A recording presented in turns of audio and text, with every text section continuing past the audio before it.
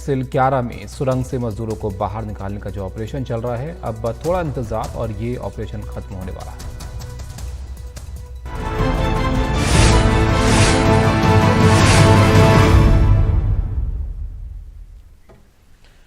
तो उत्तरकाशी के सिलक्यारा में देश भर की निगाहें जो है वो लगी हुई हैं, क्योंकि यहां पर सुरंग में 13 दिन से फंसे 41 मजदूर अब बचाव दल से कुछ मीटर की दूरी पर ही रह गए हैं। मजदूरों को निकालने का अभियान अब अपने अंतिम चरण में यहां पर है। 48 मीटर से ज्यादा का पाइप ड्रिल किया जा चुका है और करीब 9 मीटर की ड्रिलिंग अभी बाकी है। पीएमओ के पूर्व सलाहकार भास्कर खुलबे के मुताबिक स्थिति अब काफी बेहतर है। उन्होंने बताया कि कल उन्हें ऑगर मशीन के प्लेटफॉर्म की भी फिर से मरम्मत करनी पड़ी और इसको लेकर अभी वहां पर मीडिया को जानकारी दी जा रही है। आपको सीधे वहां प्रेस कॉन्फ्रेंस में लेकर चलते हैं। को भेज दी गई है, तो ये इतना मोटा पाइप जो हमारे द्वारा स्वयं डाला गया था, आप सोचिए उसी को काटने में 7-8 घंटे लगे। क्योंकि आप लोगों को इसलिए अवगत कराना चाह रहे हैं कि लोगों में एक बेचैनी हो जाती है कि इतनी देर क्या हो रहा है। ओगर मशीन खराब होगी, ओगर मशीन खराब नहीं हुई है, ओगर मशीन काम कर रही है, लेकिन ये अड़चनें ऐसी हैं जिसका पता नहीं चलता। क्योंकि जब उन्होंने देखा कि पाइप पतला हो गया है तो पाइप को काटा जाना ज्यादा।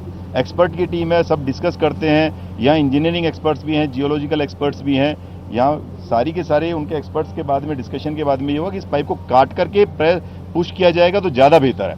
इसी के साथ में एक स्पेशल एक टीम बुलाई गई जो जीपीआर, एक होता है ground penetrating radar system, GPR की है, पार्सन्स करके एक है, उनकी कम्युनिकेशन टेक्नोलॉजी की स्पेशल टीम इमरजेंसी में बुलाई गई। उनमें भी एक लड़का जो भारत भास्कर जो कभी इस तरह के मतलब नैरो स्पेस में नहीं गया होगा, उसको अंदर भेजा गया। वो 45 मीटर अंदर जा करके उसने 45 मिनट के अराउंड तकरीबन लगाए। उसने पूरा वीडियो बनाया, वीडियो के साथ में उसने अपना पूरा जो एक मशीन होती है वो लेकर के गए। एनडीआरएफ के लोगों ने सपोर्ट किया, ट्रांसलेशन सपोर्ट किया। वो कोशिश की गई कि वो आगे का जो हमारा पार्ट है उसमें क्या क्या हो सकता है उसको बता दे, लेकिन चूंकि उसका माउथ थोड़ा नैरो हो चुका था, इस वजह से 100% एक्यूरेसी से वो नहीं बता पाए।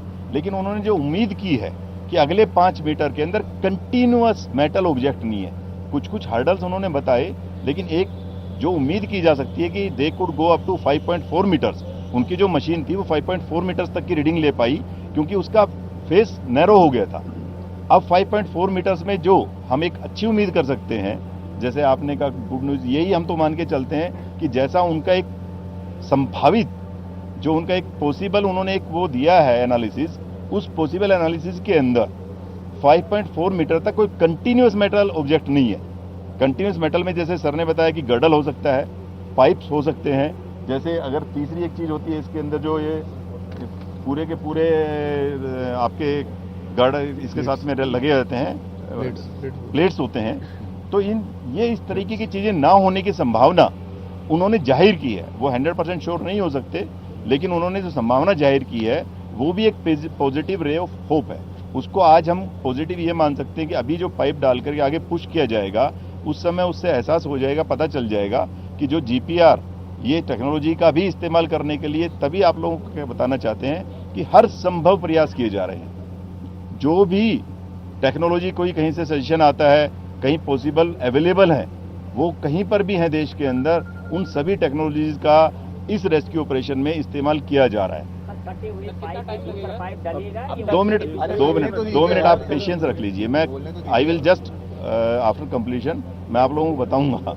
तो जैसे ये पूरा का पूरा इसी के साथ में, क्योंकि जो लोग अंदर हैं उनके बारे में आपको बताया गया, तो वहां पर भी उनका डॉक्टर से लगातार बात चलो, साइकेट्रिस्ट से भी आज शाम को संभवतः आप लोगों का, हम उन लोगों से जो साइकेट्रिस्ट हैं, जो डॉक्टर हैं, उनसे आपका इंटरेक्शन होगा, क्योंकि अभी वो लगे हुए हैं। तो जैसे होगा शाम को, अगर फिजिबल 6-7 बजे के टाइम होगा तो आप लोगों के पास भेज देंगे। मतलब you can ask the detail, वो संभवतः आप लोगों से बात कर लेंगे उसमें। तो आज हम सिर्फ ये मान सकते हैं, जैसे सर ने बताया, कि आज हमारी रे ऑफ होप पॉजिटिव ये है कि जो जीपीआर टेक्नोलॉजी की रिपोर्ट पॉसिबिलिटी हमारे जिसको कहते हैं फेवर में है। अभी जो पूरी मशीन को उन्होंने काट दिया है, तो जो पिछली बार 45 मीटर पे जैसे सर ने बताया जो हर्डल आया था, उसके बाद में ओगर को 700 mm से छोटा कर दिया गया था। वो 700 mm का ना करके छोटा आगे भेजा गया था कि जो पाइप से निकल जाए। अब वो फिर से बड़ा ओगर यानी फुल स्ट्रेंथ के साथ जो ओगर है वो 700 mm वाला ही आगे लगाया गया, क्योंकि पाइप जो नैरो हो गया था, जो कल आप लोगों को पिक्चर्स मिली थी जिसके अंदर ओगर वो सॉरी पाइप ऊपर से मुड़ गया था, हार्ट शेप में हो गया था, वो हार्ट शेप में ना होकर अब वहां तक का पाइप काट दिया गया है। तो अब पूरे 700 mm का फुल स्ट्रेंथ का ओगर डाला जाएगा। अब उससे संभवतः उम्मीद सबको है, सभी के सभी लोग यही सोच सकते हैं और यही कह सकते हैं कि सभी उनके लिए दुआएं करें, प्रे करें, तो हो सकता है जल्दी से जल्दी हम लोगों को सभी को कामयाबी मिले। ओगर कब तक स्टार्ट हो पाएगा? ओगर अभी जैसे बताया सर ने कि अभी वेल्डिंग का काम चालू है, वेल्डिंग होने के बाद 1.5 से 2 घंटे में जो अब नेक्स्ट हो जाएगा, तो उससे 1.5-2 घंटे के बाद हमारा 1 घंटा क्रिटिकल रहेगा तकरीबन। तो उस समय हम संभवतः जो भी चीज है फिर उसके बाद में बताएंगे। अभी हम कितने मीटर पर है? अभी कितने मीटर पर है? क्योंकि कल आपने बताया था 46.8, अभी तक क्या है? हाँ जी, ये वाला क्वेश्चन जैसे अभी आप लोगों को बताया गया था, कल 45 प्लस में 1.8 पे यहाँ पर आपको ब्रीफ किया गया था।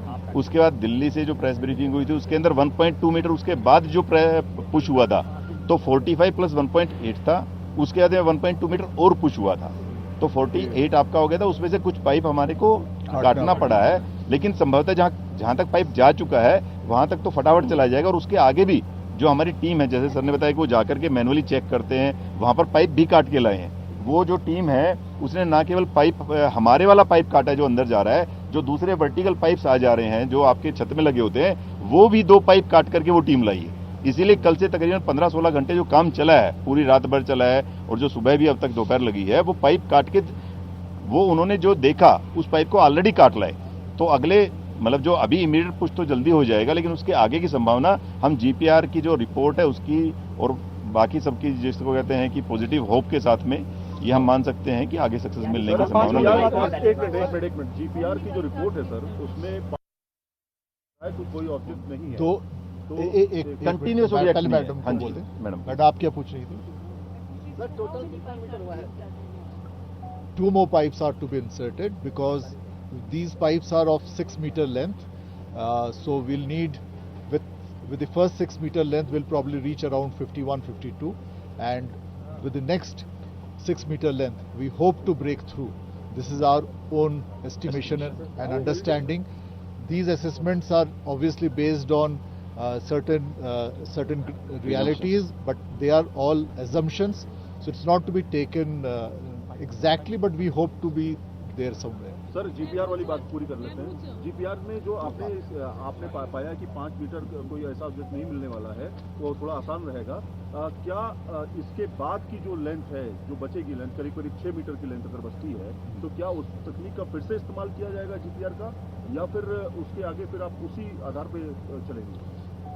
आपका जो सवाल था बहुत सही सवाल है, क्योंकि अभी तो हम 5.4 मीटर एग्जैक्टली हम रीड कर पाए ये ग्राउंड पेनेट्रेटिंग रडार से। और जैसे मैंने बोला था, मैनुअली भी जो बंदा गया पाइप काटा, उसने वहाँ साफ सफाई की, उसने भी देखा हाथ डाल के मलबा में 1-1.25 मीटर तक हाथ शायद जा पाएगा, तो उसमें उसको और कोई नहीं मिले। जो एकाक उसको रॉड वगैरह मिला था वो निकाल के ले आया। तो हम ये उम्मीद करते हैं कि ये 5 मीटर हम ज़रा तेज़ी से आगे बढ़े। उसके बाद का उस कंडीशन देख के हम इट इज़ पॉसिबल कि हम ग्राउंड पेनेट्रेटिंग रडार का फिर से इस्तेमाल करें। लोगों के एक्सपीरियंस भी हैं और बहुत सारे दूसरे सेंस भी होता है, मशीन क्या फील कर रहा है, कितना प्रेशर पे है, कितना टॉर्क पे है, ये सब पैरामीटर्स देखते हुए हम आगे का डिसीजन लेंगे। इसमें जैसे सर ने कहा एक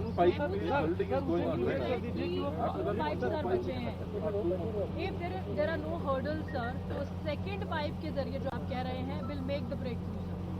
Let us all hope and pray, because as we have been doing for the last so many days, कि एक पाइप ये पहला निकल आए और सेकंड पाइप जो है हमारा जहाँ भी वो ब्रेक थ्रू लाए, दैट शुड बी इनफ, और हम अपने लोगों तक पहुँच पाए जल्द से जल्द। आज हम कितने मीटर? 2 more pipes.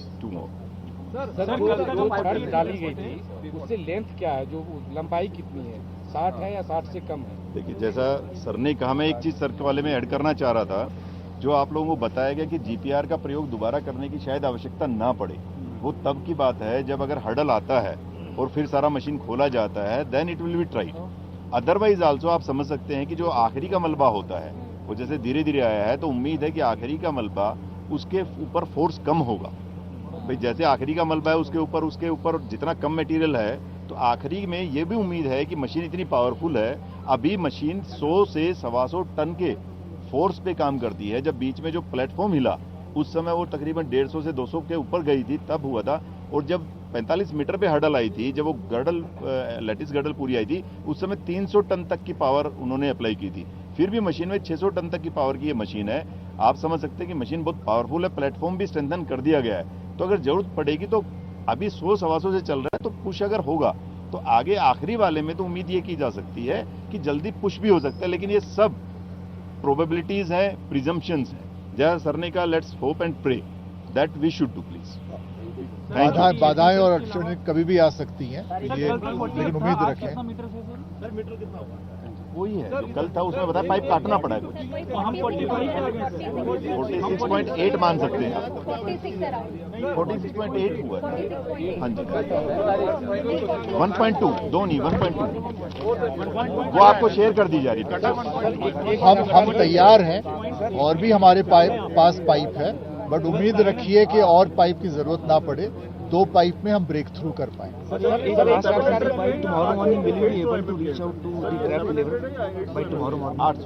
अगर साथ रहा सबका तो और जल्द भी हो सकता है। एक सर से एक बार 1 बाय 1 कर ले, पहले सर 1 बाय 1 कीजिए।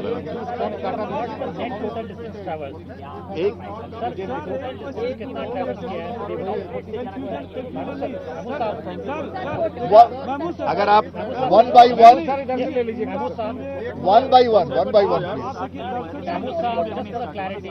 अब तक टोटल डिस्टेंस जो ट्रैवल किया है वो कितना है? 46.8 जैसे नीरज जी ने बताया आपको कि हम 48 तक पहुंचे थे, लेकिन उसके बाद हमने 1.2 मीटर, क्योंकि उस आगे का हिस्सा बेंड हुआ था, तो हमने 1.2 मीटर काट के हटाया, तो वी आर बैक। तो हम अभी 46.8 पे हैं।